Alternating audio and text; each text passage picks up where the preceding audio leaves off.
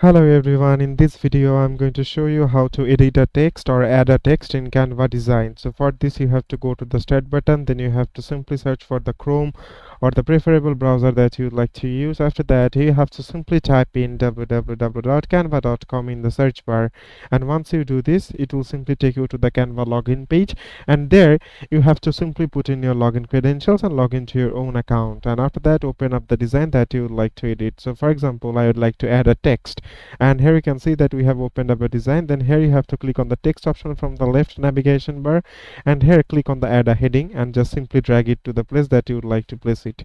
So here you can see that we have type add a text here. And for editing a text, so let's say I would like to edit this text, then you have to simply click on it. Then here you have to just simply click again, then here you will get up the option of editing, and here you can see we can just simply remove it, and here you can see we can type in don't again, and that's how you can easily add a text and edit a text. So it is as simple as that, guys. Thank you very much for watching this video.